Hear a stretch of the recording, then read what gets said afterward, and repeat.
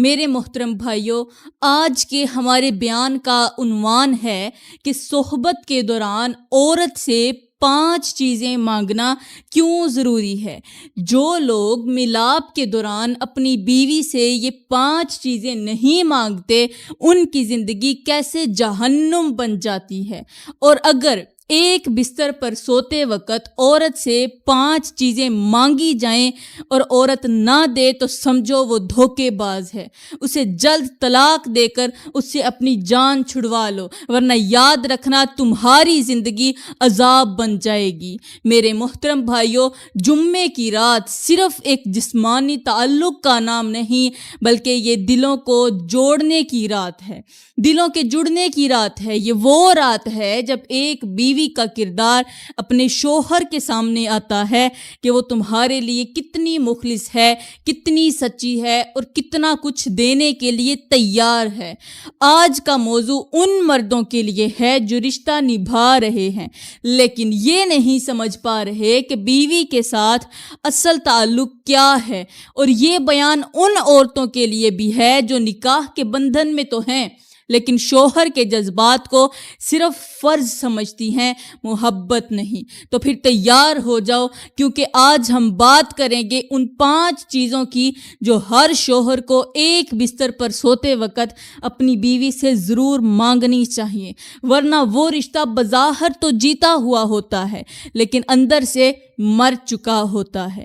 میرے محترم بھائیوں، وہ 5 چیزیں بتانے سے پہلے میں آپ کو جمعے کی رات ملاپ کے وہ فائدے بتانا چاہتی ہوں جنہیں جان کر شاید آپ کا دل بدل جائے اور آپ ہر جمعے کی رات اپنی بیوی کی پیشانی پر بوسہ دے کر یہ ضرور کہیں کہ اے میری شریک حیات، آج تیار ہو یا نہیں؟ مگر میں تو بالکل تیار ہوں، کیونکہ جمعے کی رات صرف ملاپ کی رات نہیں بلکہ دلوں کے ملنے کا موقع بھی ہے۔ یہ رات اللہ کی خاص رحمتوں کی رات ہے، اور اسی رات کا استعمال اگر محبت، پیار اور اچھی ملاپ سے ہو تو یہ رات عبادت بن جاتی ہے۔ جو شوہر اس رات بیوی کے نزدیک آتا ہے، بیوی کو محبت دیتا ہے، وہ صرف اپنے جسم کی نہیں بلکہ دل کی بھی تسکین پاتا ہے۔ یہی وہ رات ہے جس میں نسلیں نیکی پر پروان چڑھتی ہیں، دعائیں قبول ہوتی ہیں اور دل کے بوجھ اتر جاتے ہیں۔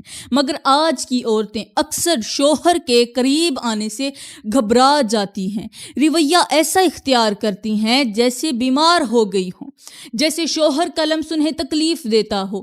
شوہر چاہے تو وہ آنکھیں بند کر لیتی ہیں، شوہر بات کرے تو وہ منہ موڑ لیتی ہیں، اور شوہر چاہے کہ سینے سے لگا لے تو وہ بدن میں سختی لے آتی ہیں۔ اور یہی وہ لمحہ ہوتا ہے جہاں رشتہ صرف نکاح کے لفظوں تک محدود ہو جاتا ہے۔ اللہ کو وہ عورت پسند نہیں جو شوہر کو بستر پر دھوکہ دے۔ ایسی عورت کے بارے میں میرے کریم نبی نے فرمایا کہ اگر شوہر اپنی بیوی کو اپنے پاس بلائے اور بیوی انکار کرے تو فرشتے پوری رات اس عورت پر لعنت بھیجتے ہیں۔ اور دوسری طرف ہمارے ارد گرد کے گاؤں کے وہ لوگ ہیں جو دن بھر محنت مزدوری کرتے ہیں، پسینے میں نہا جاتے ہیں، تھکے ہوتے ہیں، لیکن جب رات آتی ہے تو ان کی بیویاں انہیں خود آواز دیتی ہیں، انہیں اپنے سینے سے لگاتی ہیں اور کہتی ہیں ہم بھی تو آپ کے انتظار میں بیٹھی ہیں، ہمارا بھی تو حق ہے نا، کیونکہ وہ جمعے کی رات کا شدت سے انتظار کر رہی ہوتی ہیں، کیونکہ وہ جانتی ہیں کہ شوہر کو صرف روٹی نہیں بلکہ محبت بھی چاہیے ہوتی ہے، اور بیوی کا فرض صرف کھانا پکانا نہیں بلکہ شوہر کے لمس کو اپنانا بھی ہے۔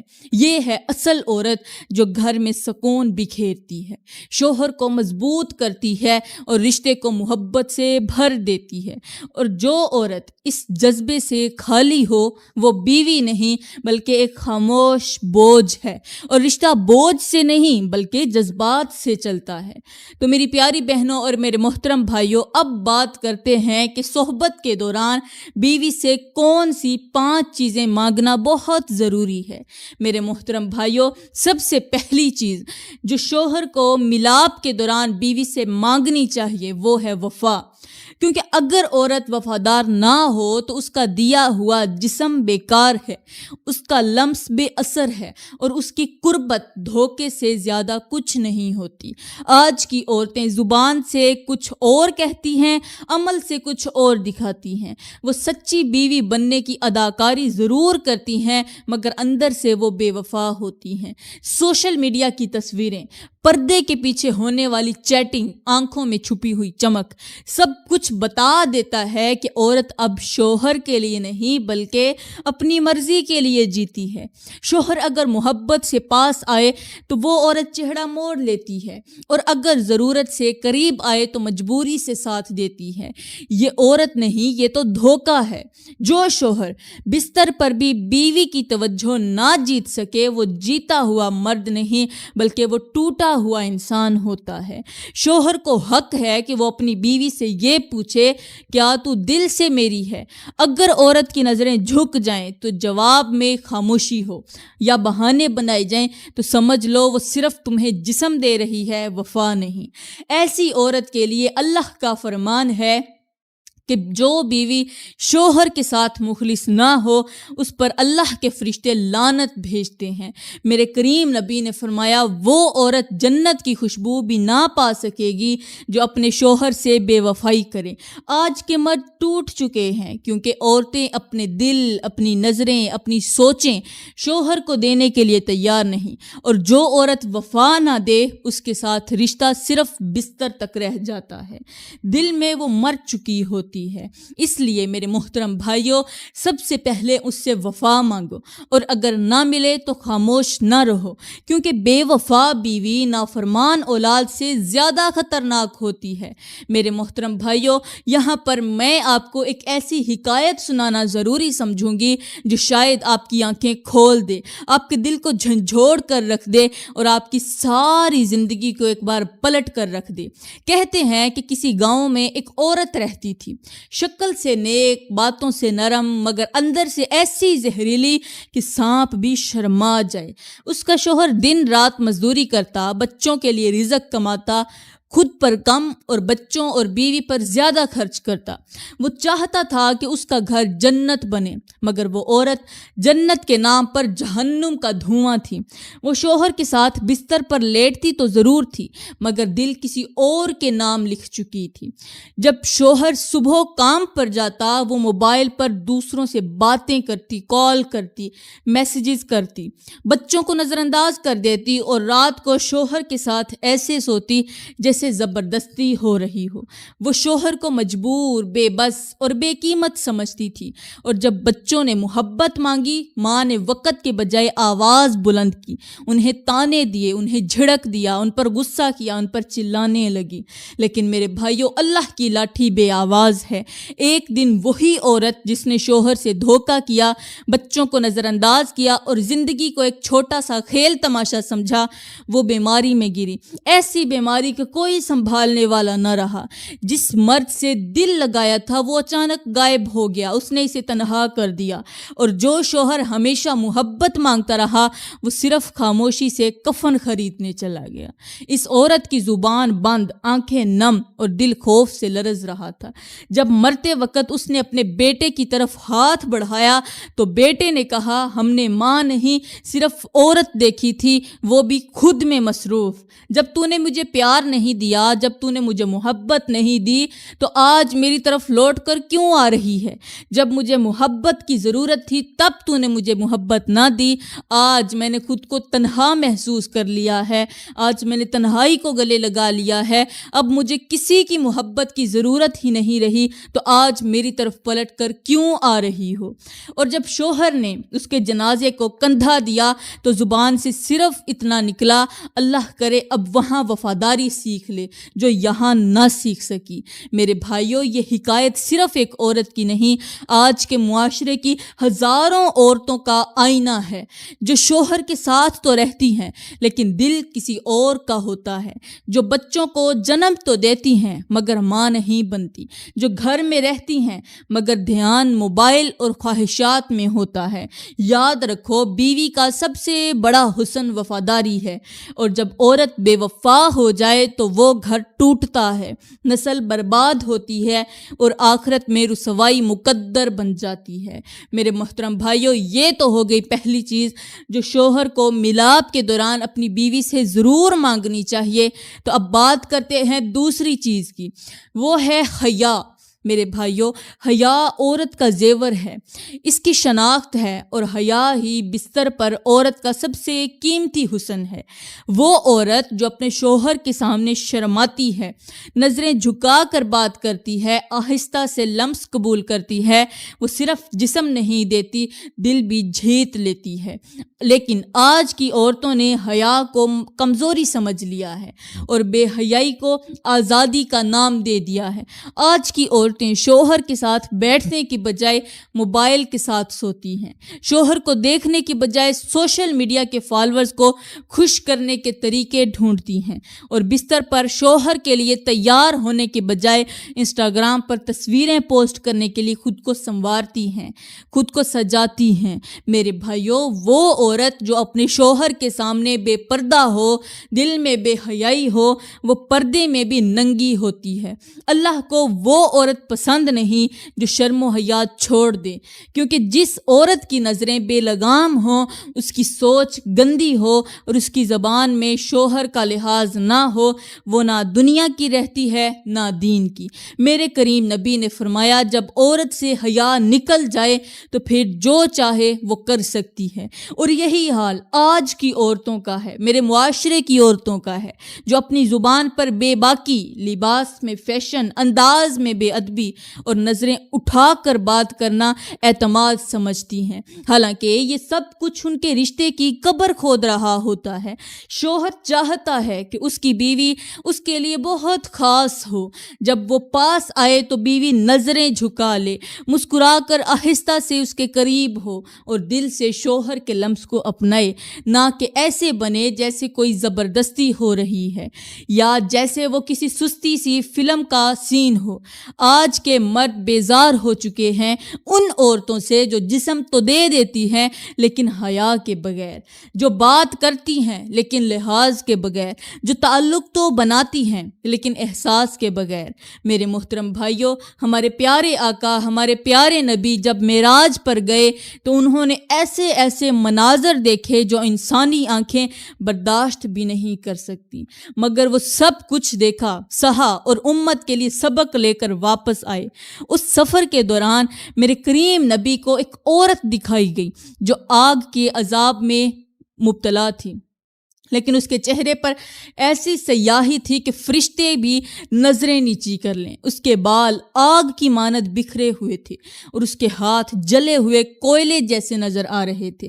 میرے کریم نبی نے حضرت جبرائیل علیہ السلام سے پوچھا، اے جبرائیل، یہ ایک عورت کون ہے؟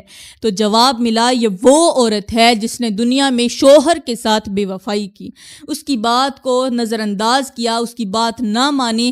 جب اس نے ایسا کیا تو ہم نے اس کے بدن پر کانٹے بچھا دیے، اس نے اپنے شوہر سے منہ موڑا اور بہانے بنائے۔ یہ وہ عورت ہے جو پردے میں تو رہی لیکن نظریں بے پردہ تھیں، زبان پر محبت تھی لیکن دل میں فریب تھا۔